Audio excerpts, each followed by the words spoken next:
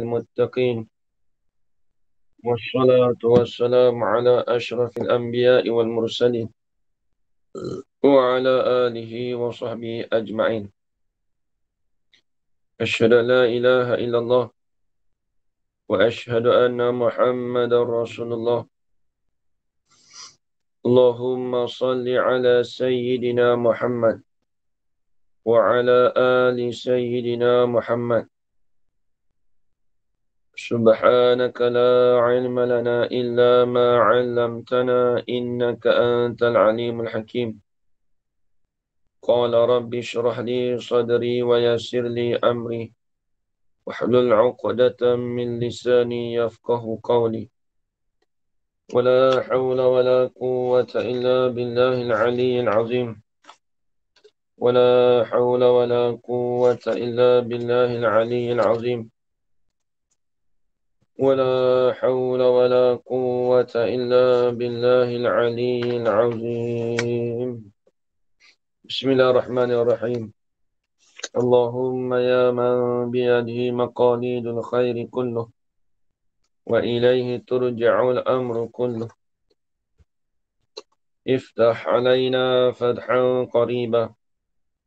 يا فتاح يا عليم يا فتاح يا عليم يا فتاح يا عليم، افتح علينا فتحا قريبا. وصلى الله على سيدنا محمد والحمد لله رب العالمين. بسم الله الرحمن الرحيم. قال الشيخ المصنف رحمه الله تعالى ونفعنا بعلومه في الدارين آمين يا رب العالمين.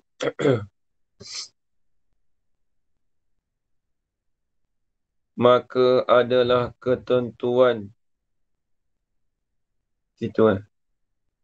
bagi jauhar itu beberapa perkara. Situ ya. Ya Ustaz. Ya, situ. Baik. Kata musannif, maka adalah ketentuan bagi jauhar itu beberapa perkara. Setengah daripadanya mengambil lapang ia dengan cara dirinya, bukan dengan jalan turut dan mengikut yang lain. Ni nak cerita pula tentang atau kita kata ciri-ciri ataupun sifat-sifat jauhar. Ciri-ciri jauhar itu macam mana? Jadi kita ulang sekali lalu. Maka bila sebut jauhar, itu dalam istilah ilmu makkulat, dia sama dengan jirim. Jirim tu istilah ilmu tauhid. Adapun jauhar di sini dengan mana istilah dalam ilmu makkulat. Maka jauhar, kita maklum dah dulu, ialah satu perkara yang membawa pada diri sendiri. Maksudnya ada dia tu dengan cara diri dia. Kalau ayat di sekarang kata, dia terjemah kata, jauhar-jauhar ni ada dia dengan cara diri dia. Ada dia tu sendiri, cara diri dia. Itu masuk kata jauhar. Dia bawa diri sendiri dia. Maka bila kata sebut jauhar ni, dia seperti macam yang lain juga. Bila sebut kata jauhar, jauhar, jirim, kita kata apa? Jauhar, jirim, alam. Kalau jauhar, dia mengambil ruang dan tempat. Dia bawa diri sendiri, tapi kemudian dia mengambil ruang dan tempat. Alam pun begitu juga. Alam ni perkara yang selain daripada Allah Ta'ala. Dia sebenarnya, kalau makna dia sebenarnya, lafaz tu berbeza, tapi iktibar dia tu berlainan tau. Daripada dalam kata ulama kata apa? Maksud Ahmad, ikhtilaful ibarah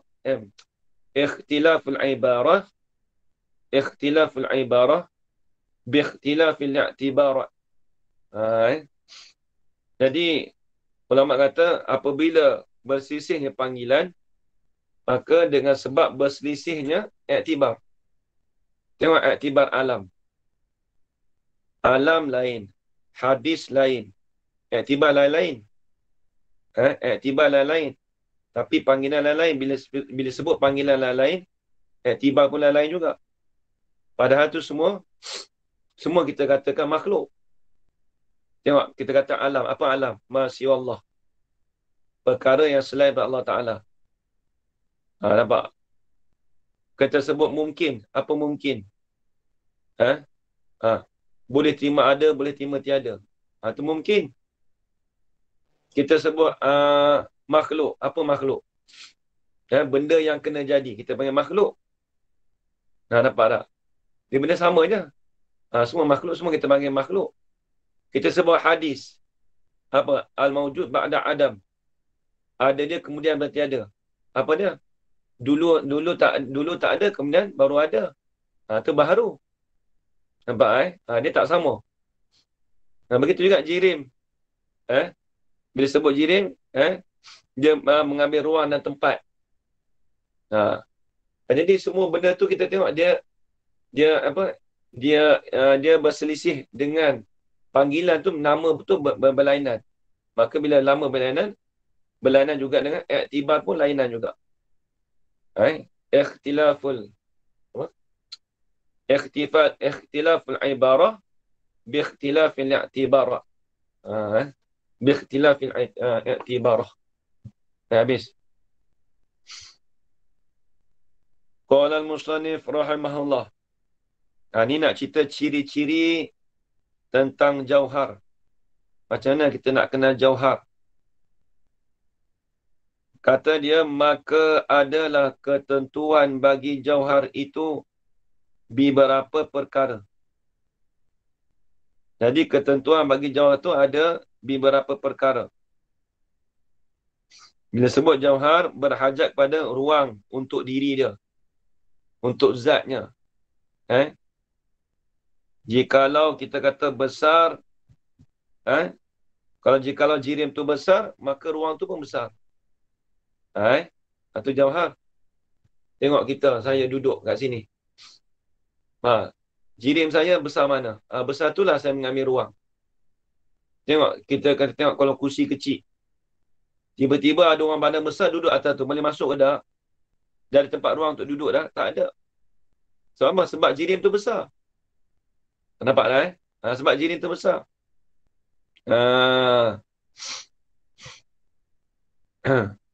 Baik. Kemudian dia kata lagi, tengok.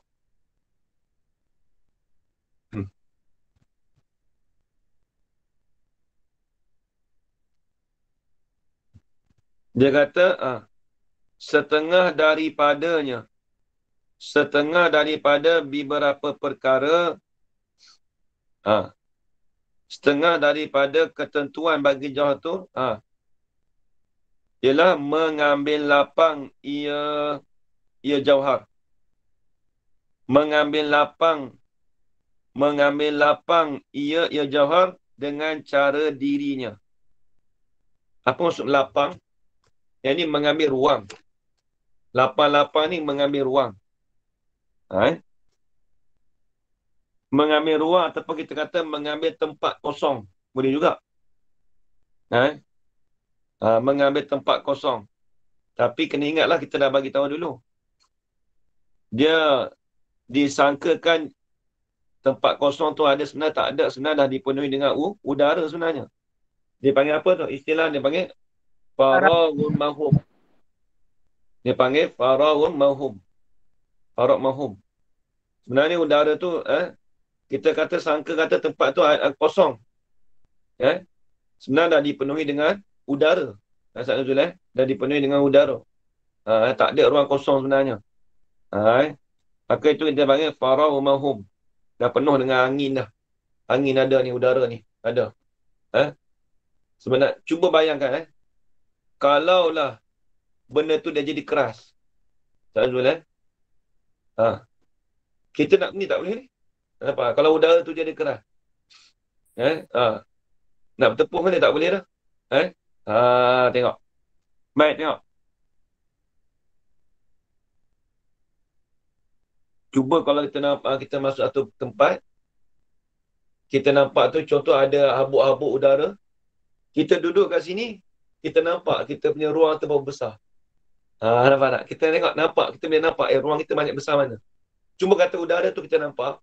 Jangan zaman Kita nampak jangan zaman tu, saya duduk sini. Lepas tu kita nampak bentuk badan kita tu. Bentuk kepala kita tu. Besar mana. Tu nak kata tu. Sebenarnya kita dah dipenuhi dengan dah dengan udara. Tengok. Dia kata maka makna mana ni? Dia kata setengah daripadanya mengambil lapang, ini mengambil ruang, tempat kosong. Ia jawatan itu dengan cara dirinya. Apa maksud kata dengan cara dirinya? Tulis. Yakni tidak berhajat kepada yang lain. Yakni tidak berhajat kepada yang lain. Itu maksud dia. Maka bila sebut kata dengan cara dirinya, dengan tidak berhajat kepada yang lain. Sebab dia katakan dia zat. Dia mengambil ruang. Ada pun kita kata arad, dia mengikut zat. Dia mengikut zat. Bila sebut kata arad tu, dia mengikut jawhar dia. Jawhar tu besar mana? Maka arad pun mengikutlah besar mana jawhar tu. Contoh kita kata, Ustaz Azwan. Kita kata, ni. Handset saya. Handset saya ni, Maka handset saya ni, kita kata jawhar. Hitam tu. Arad tu. Maka dia nak ambil keluasan tu. Dia nak mengambil ruang tu. Ataupun dia nak bertempat pada jirim tu. Mestilah keluasan jirim tu besar mana, besar tu lah arad berhajat. Nampak tak? Dia tak boleh kata arad tu kena lebih besar daripada lebih besar daripada jirim. Tak boleh. Tu. Mari tengok.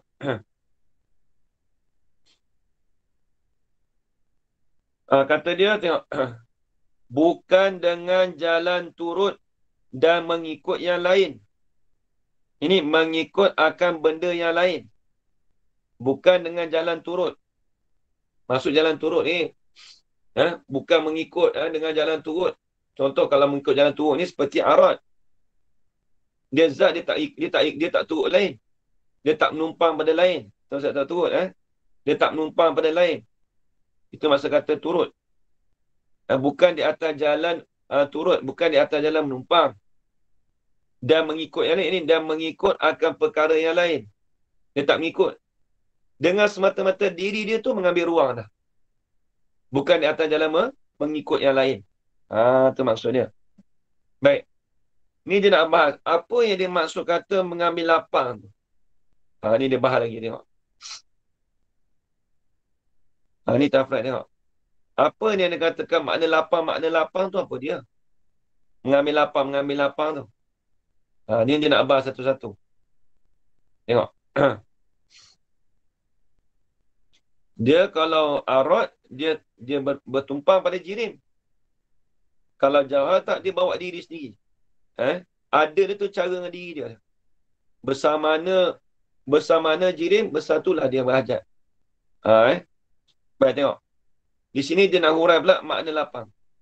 Maka makna mengambil lapang itu ialah bertempat di tempat kosong. Tulis itu, bertempat di tempat kosong. Yang ini kosong yang hakiki. Tidak sekali-kali. Kosong yang hakiki tidak sekali-kali. Hanya yang ada itu kosong sangka sahaja. Hanya yang ada itu kosong disangkakan sahaja.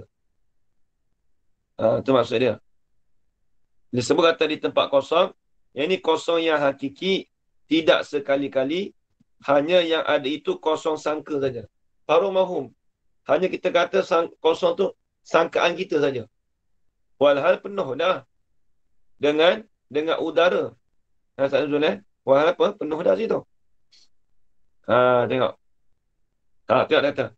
Maka kosong itu tidak ada sekali-kali. Kosong-kosong tu tak ada. Kita kata sangka saja kosong. Walhal tak ada dah kosong.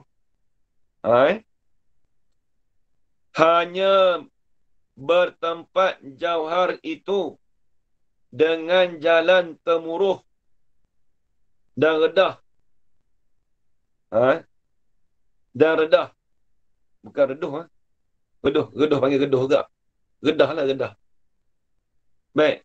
Jauhar duduk ni, nah, kita duduk sekarang. Kita duduk ni sekarang ni. Di atas jalan, kita kata ada ruang kosong. Sebenarnya tak? Sebenarnya kita dah bertempuh dah. Duduk ruang ni dah ada udara dah. Sebenarnya kita ni duduk ni di atas jalan apa? Temuruh. Temuruh ni apa? Di atas jalan tempuh. Bertempuh. Dan redah. Ini bahasa kampung. Maksudnya, faham kan? Kalau kata temuruh tu, maksudnya kita kata tempuh tu. Jangan sama, faham kan? Faham, dia langgar tak? Langgar lah. Maksud di atas jalan langgar itu je. Ruang tu. Tak Rumi Jadi dia, ya? Tak Rumi cakap gempur. Gempur. Gempur tu redah lah. Gempur tu ni sangat macam nak perang pula. Bergempur. Maksudnya di sini ni yang saya ngaji dulu, dia kata temuruh ni dengan mana tempur. Tepuh. Bertempuh dan redah. Redah. Jadi maksudnya kita duduk sekarang ni, ruang sekarang ni, di atas jalan redah dia sebenarnya. Padahal ruang kosong tu dah tak ada dah jalan dah. Tak ada ruang kosong dah sebenarnya. Semua dah dipenuhi dengan udara dah. Cuma kita duduk tu di atas jalan temuruh dengan redah aja. Temuruh dengan redah aja. Temuruh tu bahasa tani rempuh. Rempuh. Baik. Maka ada kalanya temuruh. Kita redah tadi tu, kita tempuh tadi tu. Ada kalanya angin. Ini kena kepada angin. Tengok, tengok kita duduk sini. Angin lari ke tak? Angin lari. Pokok angin kata, ada manusia nak duduk ni, pakat-pakat lari kita. Bukan gitu. Maksudnya kita nak masuk tu, dia lari dah. Pokok angin kata, nak mari dah tu. Seperti macam air lah, kita kata air. Tengok depan tu ada. Dan ada kalanya jauhar itu temuruh air. Apa? Redah dalam air. Tengok Haji. Air kita ambil letak air. Lepas tu kita letak batu dalam tu. Air dia buka ruang dah ke batu. Dia buka. Sebab batu ngepuh. Pokok air kata, batu nak datang tu, masuk. Batu masuknya habis. Air pun pakat lari. Air pakat lari. Tapi dia tak berjanji lah. Bukan berjanji batu masuk lari pakat habis. Baik. Lepas tu dia kata, ada kalanya temuruh, ada kalanya jauhar itu temuruh angin. Yang ni redah ataupun tepuh dengan angin. Dan ada kala jauhar itu temuruh air. Apa? Tepuh dengan air. Dan ada kalanya jirib itu temuruh bumi. Apa bumi? Tulis tanah. Tengok tanah kalau orang cucuk tanam dia masuk tu, terpaksa buka tanah. Tanah tu, bumi tu masuk tanah. Habis. Itu yang pertama. Kemudian dia kata lagi pula, dan setengah daripada ketentuan jauhar itu. Ini kiri-kiri dia lagi. Dan setengah daripada ketentuan jauhar itu. Tengok.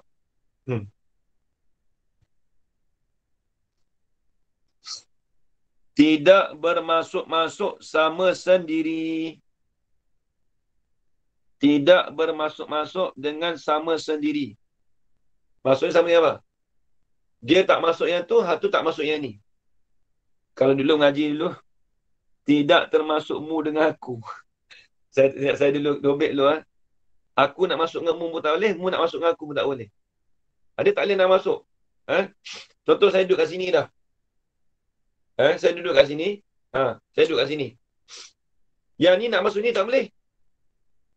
Walaupun kita kata bertindan sekalipun, dia ambil ruang atas pula. Nampak tak? Yang ni nak masuk ni tak boleh. Contoh, dia nak masuk juga. Dia masuk juga, kawan ni kena pergi pindah sini pula. Nampak tak? Dia tak boleh nak masuk sama-sama sendiri, tak boleh. Dengan tidak bertambah tempat. Faham tak kata dengan tidak bertambah tempat? Maklumlah. Okey, tempat kecil dah besar ni. Kawan ni nak masuk ini pun tak boleh. Kita kata tempat besar ni. Ada pun kalau tempat besar, ada pun tempat bertambah, maka tu boleh lah. Nampak tak? Kalau tempat besar macam mana? Tengok ni. Tempat besar. Ni ada ruang kosong kan? Okey. Kita masuk sini, ni pergi sini pula. Tak apa sebab ruang besar. Tapi kalau ruang kecil, nak masuk boleh tak? Tak boleh. Cuba tengok kita duduk bilik sempit. Kalau kita duduk bilik sempit, cuba kita beratur ramai-ramai. Nak masuk sana boleh tak ruang? Tak boleh dah. Tak boleh. Dia tak boleh dah. Sebab apa? Dia tak bertambah tempat. Bubuh situ, tulis situ. Apa maksud kata dengan tidak bertambah tempat? Ada pun bertambah tempat, maka boleh. Ada pun bertambah tempat, maka boleh. Ada pun bertambah tempat, maka boleh.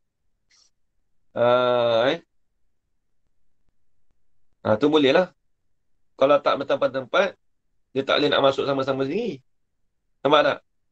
Sebab apa? Sebab tak bertambah tempat. Tu maksud dia. Baik. Ada pun yang kita lihat dan ketahui, ada juga bermasuk-masuk. Tulis. Yang ni bermasuk-masuk dengan temuruh tadi, dengan rendah tadi. Lagu mana? Iaitu angin dan umpamanya umpama angin. Kita nampak, ada juga bermasuk-masuk juga. Tapi bermasuk tu tulis. Bermasuk-masuk di atas jalan redah. Di atas jalan bertempuh. Iaitu angin. Dan umpamanya umpama angin. Itu dikatakan apa? Iaitu bermasuk-masuk. Iaitu ada juga bermasuk-masuk tu. Dia panggil tiap-tiap benda ruah tidak kemas. Ruah ni apa? Tulis itu lembut. Dia benda ruang yang lembut. Ruah tu asal lembut. Kita Ustaz Nuzul dia terjemah ke mana? Rongga. Rongga. Apa? Rawi? Rongga. Oi, Rongga. jauh sangat rongga. Jauh sangat. Kalau yang Kak ini punya kitab macam mana? Tanya dia terjemah ke mana? Lembut. Benda ruah tidak kemas. Lembut. Tak. Dia cakap ruah tidak kemas ke? Saya tak mau maksud. Saya nak ruah tidak kemas. Dia tulis ruah. Dia ikut yang Jawi, ruah tidak kemas. Tapi dalam kurungan dia lembut. Yalah, betul lah. Kalau ruah tidak kemas tu lembut. Maksudnya, kita tengok kata, angin ni boleh masuk sini. Seperti air. Air dia bermasuk-masuk. Sama-sama dengan air kan. Harta boleh masuk tu. Kita nampak boleh masuk-masuk tu. Itu di atas jalan lembut. Itu di atas jalan lembut. Itu maksud kata tidak kemas tu.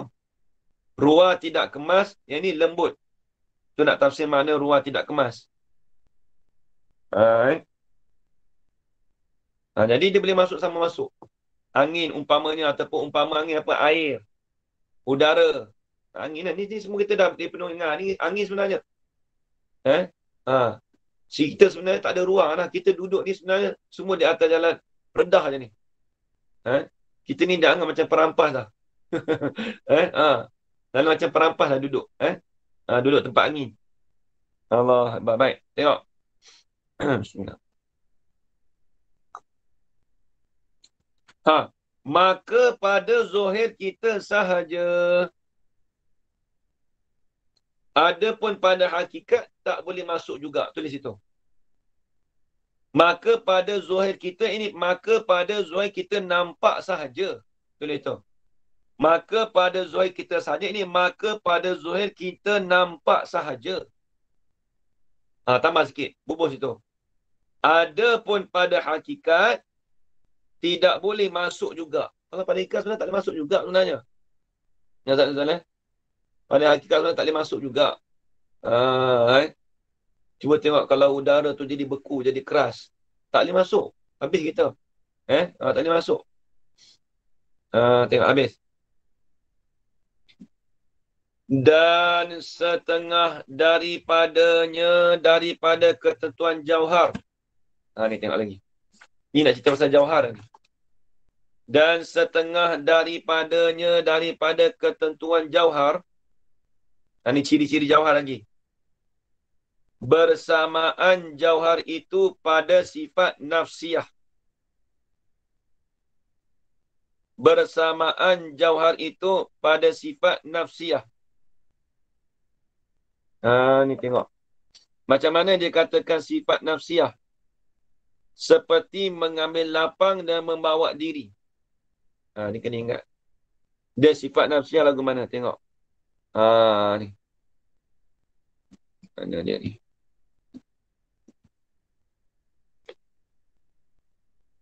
Tak ada lah ni.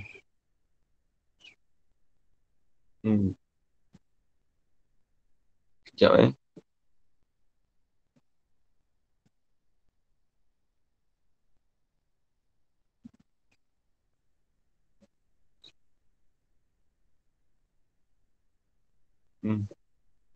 Buka satu lagi ni.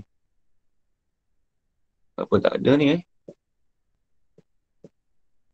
Saya punya drawing tak ada. Sekejap saya keluar sekejap. Saya masuk balik. Tunggu sekejap. Siap lah. Drawing tak ada.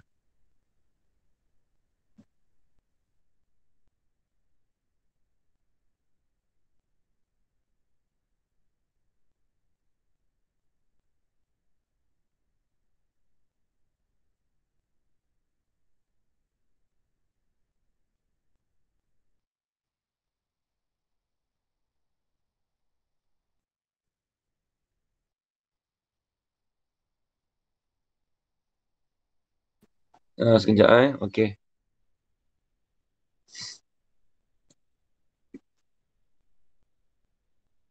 Dia bila sebut sifat nafsiyah,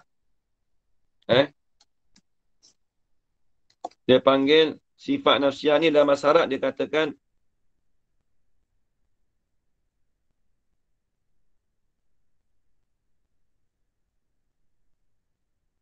la yatahaqqaqu az-zatu illa biha.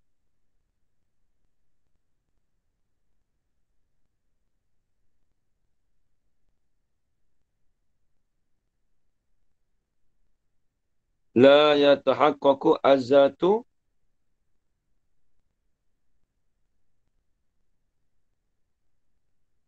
Ustaz tulis ke?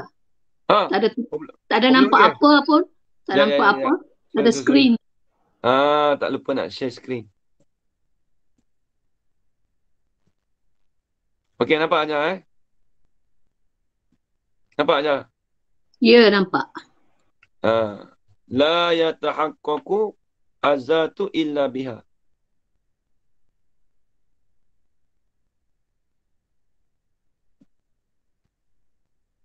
Ini maksud sifat nafsiyah. La yatahaqqaqu az-zatu illa biha. Ma la, bukan la ma la, silap. Tambah satu lagi. Ma la yatahaqqaqu az-zatu illa biha. Tu sifat nafsiyah.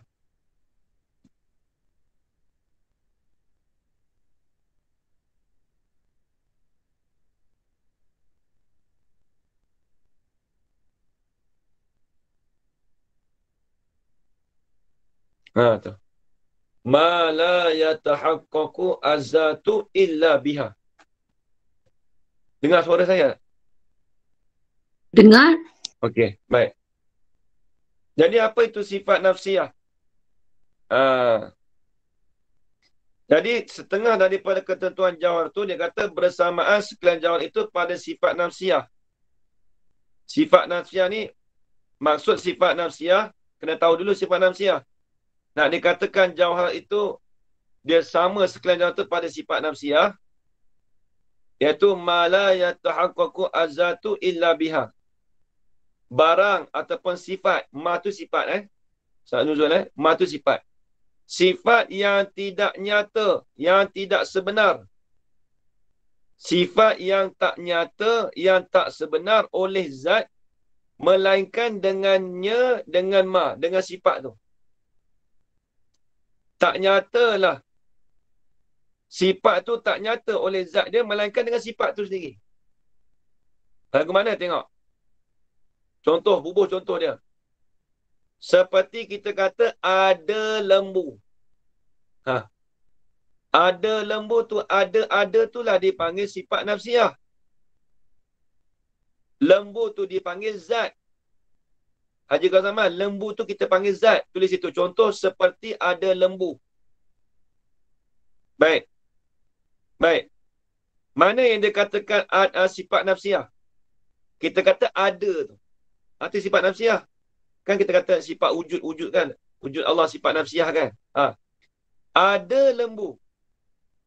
Maka ada tu lah dipanggil sifat nafsiyah. Lembu tu dipanggil zat. Tengok. Kita kata sifat itu tidak sebenarlah, tidak nyatalah oleh zat dia. Tak nyata kata zat lembu tu, melainkan dengan sifat tu. Apa? Dengan ada tu.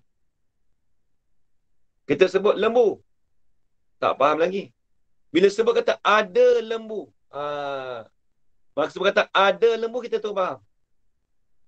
Sifat tu menunjuk di atas zat. Ada tu menunjuk di atas zat lembu. Bila sebut kata ada tu, menunjuk kata ada zat lembu. Itu maksud dia. Itu panggil sifat nafsiyah.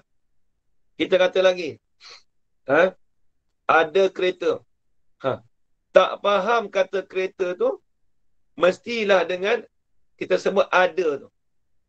Maka ada tu adalah dikatakan sifat yang tidak nyata oleh zat tu, melainkan dengan dia. Melainkan dengan sifat tu sendiri. Nafsiyah tu apa? Ada tu lah. Ada kereta, ada kambing, ada lembu, ada rumah.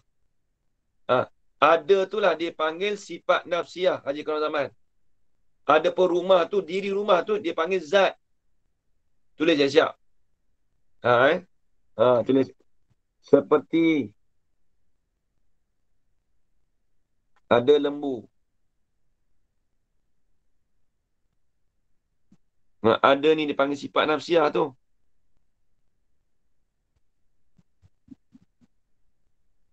Maksud kata bila sifat tu tak nyatalah oleh zat tu, tak boleh sebenarlah oleh zat tu, melainkan dengan sifat tu. Kalau kita kata sebut lembu je, tak faham. Mesti kata ada lembu, kita tu faham. Lembu ni dipanggil zat.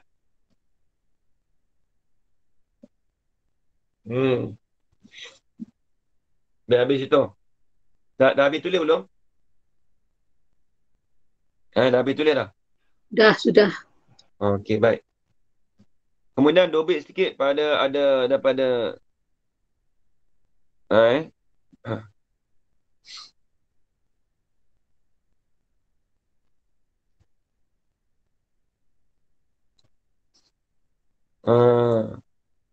dobit sikit pada kata sifat nafsiyah tu.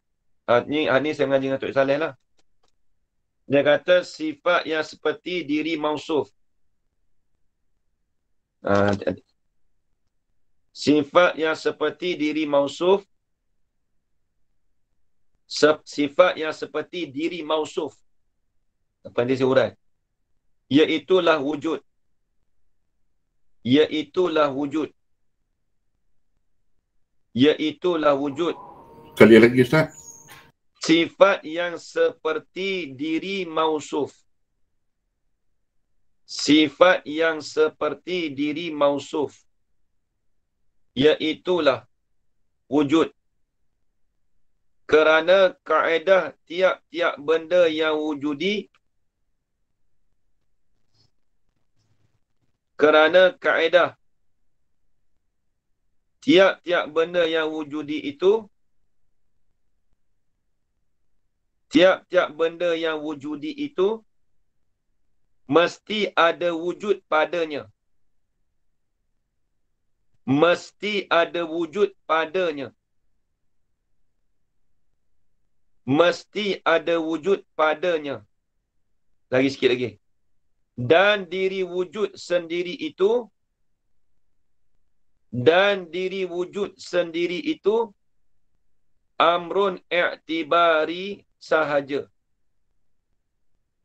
Amrun i'tibari sahaja. Dan diri wujud itu, Dan diri wujud sendiri itu, dan diri wujud sendiri itu amrun i'tibariyun sahaja.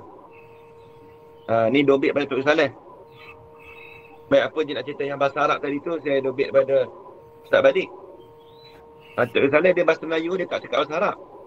Tok Saleh ni dia bagi faham tu dengan bahasa Melayu. Tengok. Baik, dan ni dia kata, apa yang kata sifat nafsiyah?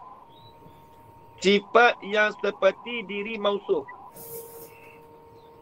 Sifat tu seperti diri mausuf apa? Seperti diri zat.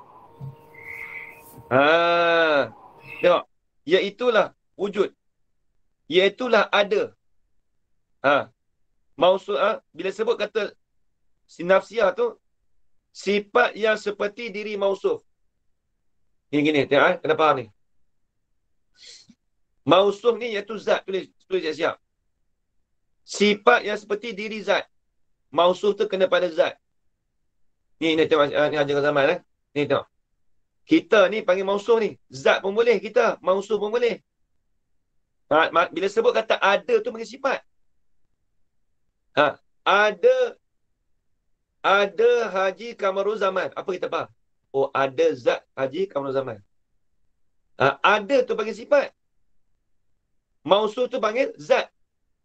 Mausuf tu panggil zat. Tulis siap. Iaitulah sifat tadi tu dikatakan wujud. Kerana kaedah ni kaedah. Kerana kaedah tiap-tiap benda yang wujudi itu, bila sebut benda wujudi, benda apa? Ajarkan zaman, kita nak belajar dulu. Apa benda wujudi? Ajarkan zaman.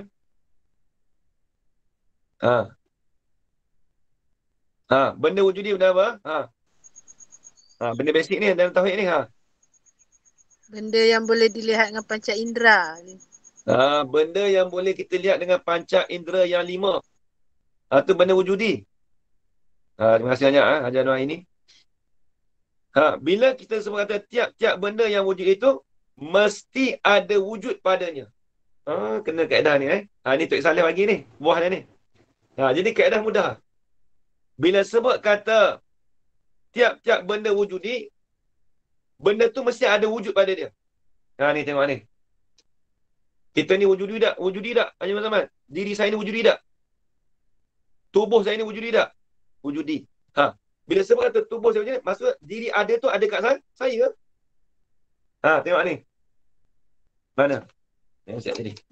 Ni, handset. Wujudi tak ni? Diri benda ni, diri handset ni, wujudi. Maka diri ada tu ada tak kat handset? Ada. Bila sebut kata benda wujudi ada, diri wujud tu ada kat dia. Nampak? Kita sebut kata laptop. Laptop tu kita kata mausuf, benda. Zat pemanggil, benda pemanggil, mausuf pemanggil. Maka bila tiap-tiap benda yang wujudi, pasti benda tu ada sifat wujud pada dia. Sifat wujud lah, sifat ada tu lah. Sanuzul, tu dia. Baik. Dan diri wujud sendiri itu. Apa? Ada tu Haji Zaman. Amrun i'tibariyun sahaja. Apa amrun i'tibari Haji Zaman? Tak dengar. Buka tu. faham je Ustaz. Faham dengan apa? Faham dengan sebab nampak. Faham dengan nampak. Bukan faham dengan nampak, Ustaz. Kita Ha. faham sahaja. Faham dengan apa? Pak Mira, faham tu faham dengan apa? Faham dengan akal. Kita faham dengan akal sahaja. Bila sebut faham tu, faham dengan apa? Faham dengan akal sahaja. Kita kata, nampak, nampak kata ustaz ada handset, ada tu kita faham, ada tu bukan benda dia ada. Cuma kita faham dengan akal sahaja. Dia panggil amrul iktibari. Apa amrul iktibari? Pekerjaan yang kita faham dengan akal. Tu amrul iktibar. Pekerjaan yang kita faham dengan akal. Tu maksud dia, habis itu. Tu faham kata sifat nafsiah tu lah. Seperti mengambil lapang. Sebab tu dia kata, sifat ketentuan jauhar tadi itu bersama sekalian jauhar itu pada sifat nafsiah. Bila sebut kata jauhar ni apa? Zat tu lah. Yang mengambil ruang dan tempat tadi tu. Bersamaan tadi pada sifat nafsiah. Bila sebut sifat nafsiah,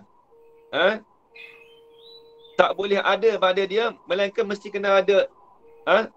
Tak boleh ada zat tu, melainkan mesti dengan ada dia. Ma la yatahaqaqu azatu illa biha.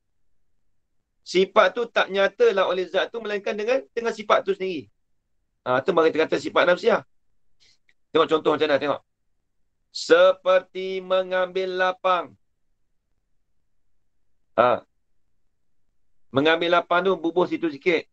Yang ni lapang kosong. Lapang yang kosong. Ataupun ruang yang kosong. Lapang-lapang tu ruang. Bahasa kita punya ruang. Mengambil lapang yang ni mengambil ruang kosong untuk masuk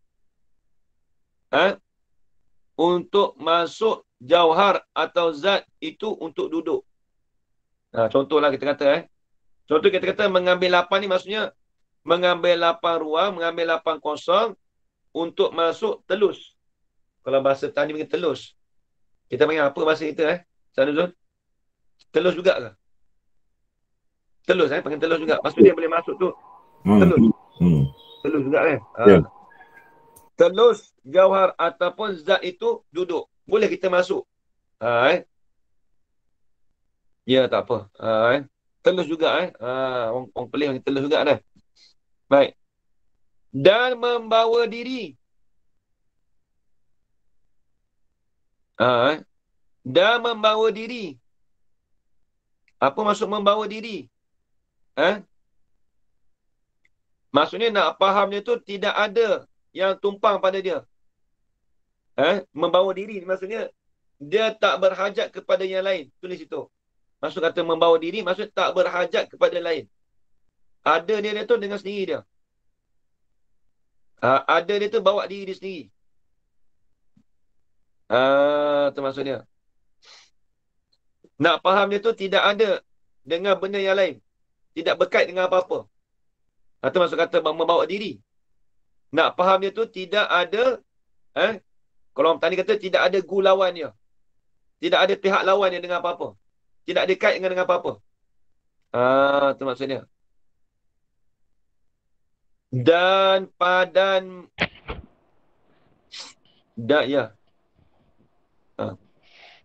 dan padan menerima arat. Apa padan?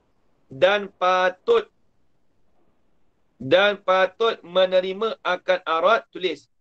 Dan patut menerima oleh jauhar akan arat-arat. Dan patut menerima oleh jauhar akan arat-arat. Dia sebenarnya menerima arat tu. Dia panggil idafat masdar pada maf'ul tu. Sanuzul. Tapi kita takdirlah dia punya fa'il dia. Dan padan patut menerima oleh jauhar akan arat-arat. Boleh terima kata arat tu masuk pada jauhar. Tengok ni. Tengok handset saya. Boleh terima arat dalam ni apa? Besar, kecil. Besar, kecil, hitam. Lebar, panjang. Tu. Dan umpama mengambil lapang. Dan umpamanya, umpama mengambil lapang, mengambil ruang. Itu maksud dia. Tengok. Adapun arad itu, ni nak cerita terjemah arad lah. Adapun arad itu, ni di sisi ilmu makulat ialah perkara yang menupan. Menupai itulah menumpang. Bahasa orang Petani panggil tupai, menupai. Menumpang itulah.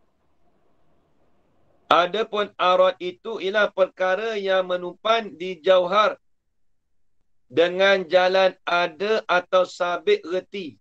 Siap tu dah. Tengok ni. Arad itu ialah perkara yang menumpan. Menumpang tu lah. Menupai. Menumpang di jauhar. Menumpang dengan jalan ada. Apa maksud dengan jalan ada? Tulis itu. Seperti putih menumpang pada kertas. Seperti putih menumpang di kertas. Sebab apa kita kata gitu? Tengok. Itu jalan ada. Apa jalan ada? Di atas jalan wujudi. Tulis itu siap-siap. Di atas jalan ada, di atas jalan wujudi. Di atas jalan wujudi. Jadi arad ni istilah makulat Ni istilah ilmu makulat. Ilmu tauhid lain. Nanti lagi saya urai. Istilah ilmu makulat, arad ni dia menumpang di jauhar dengan jalan ada. Apa? Di atas jalan benda tu wujudi. Seperti putih menumpang pada kertas. Merah tumpang pada cili padi. Contoh. Kita kata bau menumpang pada tom yam. Contoh bau sedap tu bau wangi. Tumpang pada minyak wangi. Contoh. Itu dia panggil benda wujudi. Di atas jalan ada. Ada tu apa? Di atas jalan wujudi. Satu. Atau sabit reti. Atau pada kata jalan atau pada kata di atas kata jalan ada. Ataupun kita kata arad tadi tu perkara yang menumpang dengan jauhar dengan jalan sabit reti. Apa sabit reti? Tulis itu. Yakni bukan di atas jalan wujudi. Tulis. Yakni bukan di atas jalan wujudi. Hanya sungguh jua. Hanya sungguh jua. Tulis itu. Ni kalau tak tulis ni dia sebab ni Bukan di atas jalan wujudi. Bukan di atas jalan wujudi. Hanya sungguh jua. Seperti luruh buah kelapa. Seperti jatuh buah kelapa. Dan gerak anak jari. Ni tengok ni. Ni. Tengok. Nampak je tuan tengok ni. Baik, kita kata pagi ni depan rumah kita tu ada buah nyor, ada buah kelapa je kau Samad. Tiba-tiba kita tengok buah kelapa jatuh Jatuh luruh buah kelapa tu, luruh tu nampak gedak je kau Samad. Tak nampak. Hanya benda sungguh saja. Reti saja, faham saja dengan akal kita. Diri jatuh tu ada ke tak ada? Tak ada. Diri jatuh tu tak ada. Hanya benda sungguh saja. Sungguh kata kelapa tu jatuh tak? Jatuh sungguh. Ada ke tak jatuh tu? Jatuh tu tak ada. Cuma faham dengan akal saja. Tapi ni kalau cerita kat orang kampung ni, habislah. Betul? Kau nampak jatuh tadi buah kelapa? Orang tanya Cikgu Zaman, kau nampak jatuh buah kelapa? Aku tak nampak jatuh buah kelapa. Depan mata kau tak nampak? Tak nampak. Aku nampak kelapa je. Jatuh aku tak nampak. Wah, itu memang pening orang. Aku reti je jatuh tu. Aku sungguh jatuh tu.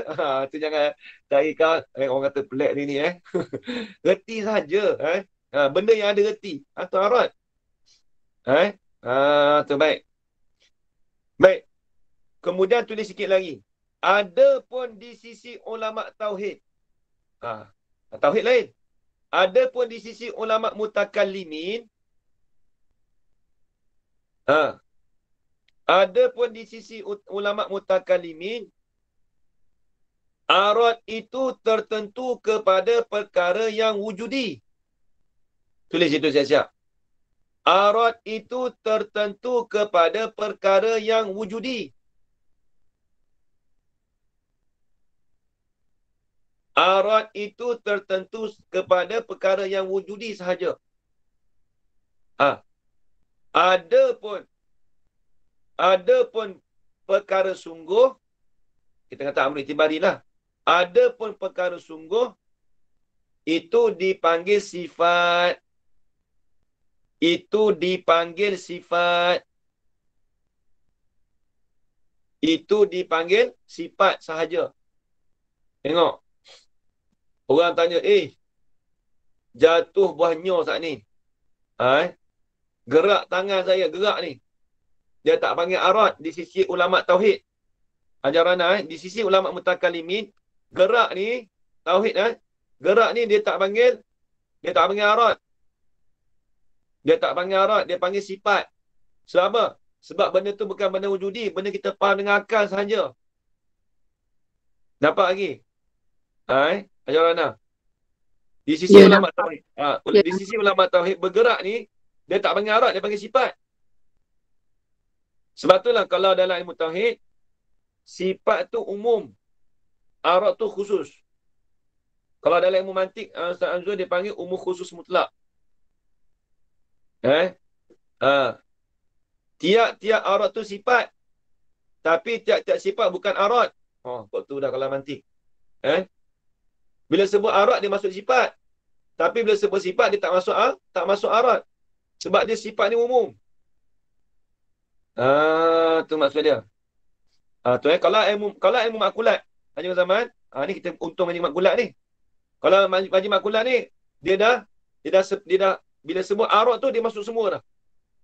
Benda wujudi pun masuk, arad itibari pun masuk. Nampak lagi kalau orang tanya. Kalau tauhid dah.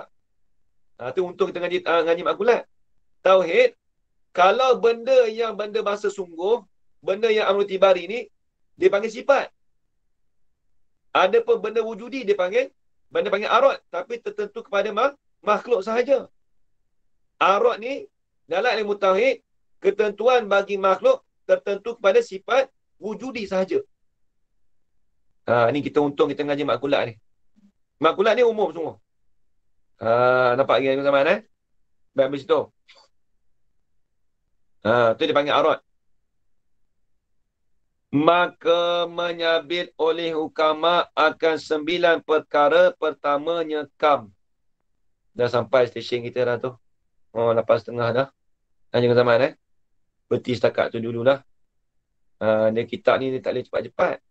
Dia tak boleh cepat lagi dia masuk kam lah dah. Ni pelik-pelik ni. Lepas ni arad dah 9 arad lepas ni. Bab 9 arad dah ni.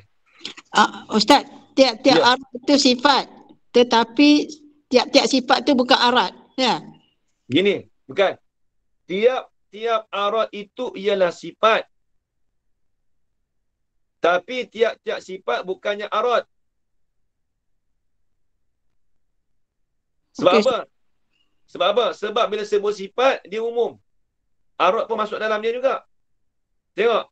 Kita nak kata sifat warna kuning boleh. Nampak tak? Sifat jatuh tu boleh. Nampak tak? Tapi bila sebut arad, tak boleh kata, jatuh tu nak panggil arad. Tak boleh. Ini istilah dalam ilmu tauhid. Jangan zaman. Kena ingat tu. Tapi kena tulis dia tu. Lepas ni kena tulis buat nota pula. Kalau istilah ilmu makulat, benda ada ke, benda tak ada, benda sungguh ke, dia panggil arad. Dia tak panggil sifat. Dia tak panggil sifat. Contohnya Ustaz. Ya? Bagi contoh Ustaz. Bagi contoh. Bagi nampak clear sikit. Contoh kita kata tadi. Baik, kita kata, ni nak contoh apa ni? Untuk tauhid ke untuk makulat? Kalau makulat, kita maklum. Dua-dua. Contoh dua-dua. Contoh kita kata makulat gini. Ilmu makulat. Kita kata jatuh buah kelapa tadi. Jatuh buah kelapa di sisi ilmu makulat, dia panggil arad. Dia tak panggil sifat. Dia tak panggil sifat. Cuma benda tu benda bahasa reti sahaja. Ada pun lagi pula satu lagi kita kata kuning ada pada buah mangga. Kuning tu dipanggil arad juga di sisi ilmu makulat. Nampak? Dua-dua sama. Makulat ni mudah je. Kalau ilmu tauhid lain.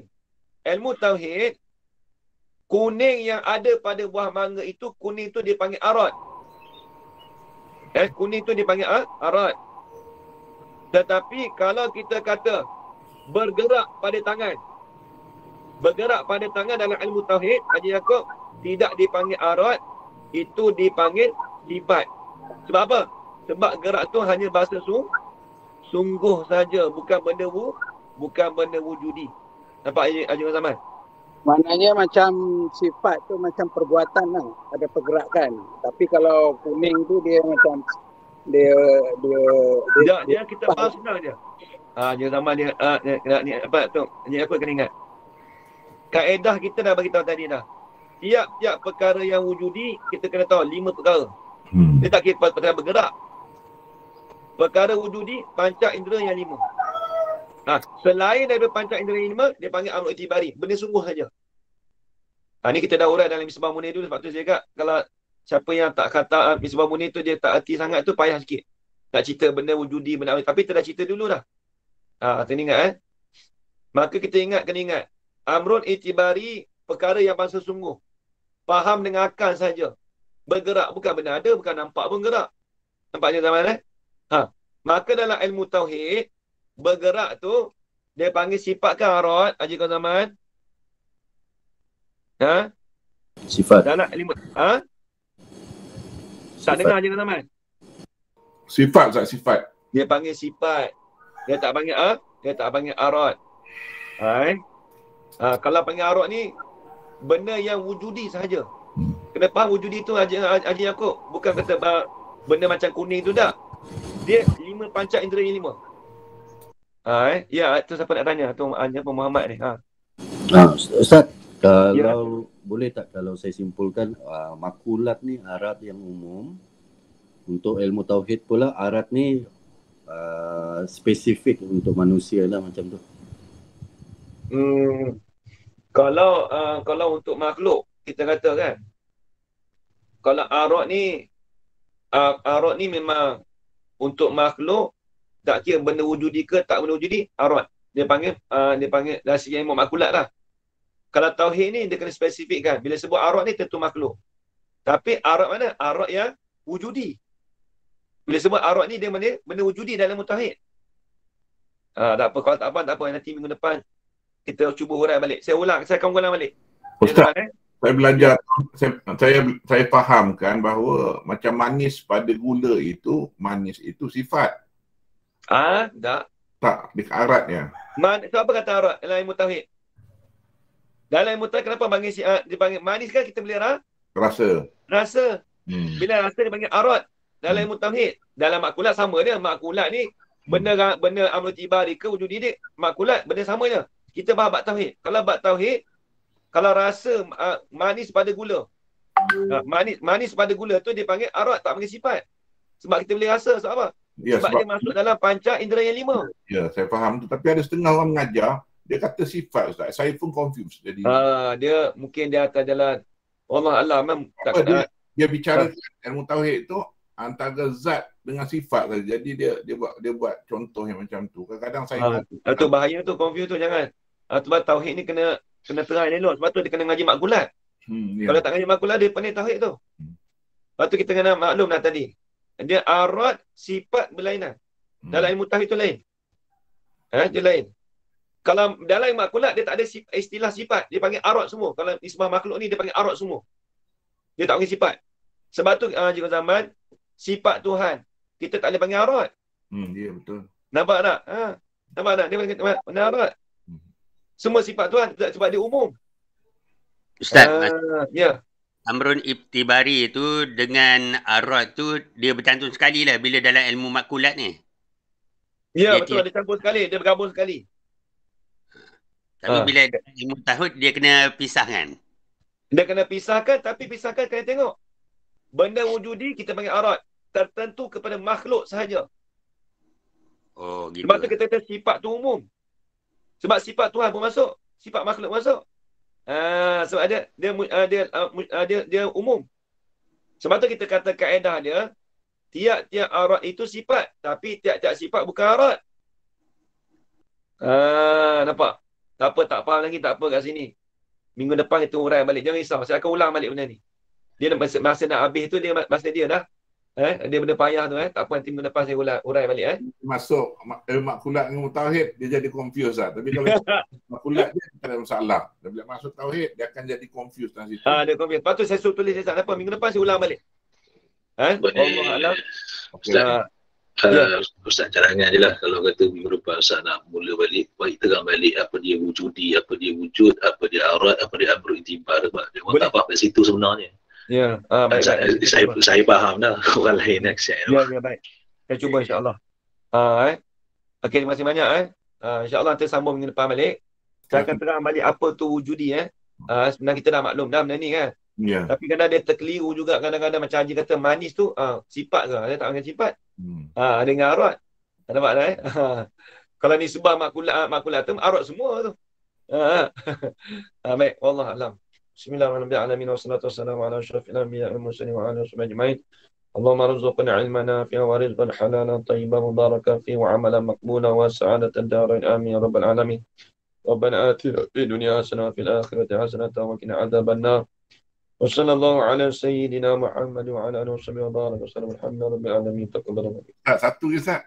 Apa ni? Terima kasih Ustaz. Assalamualaikum.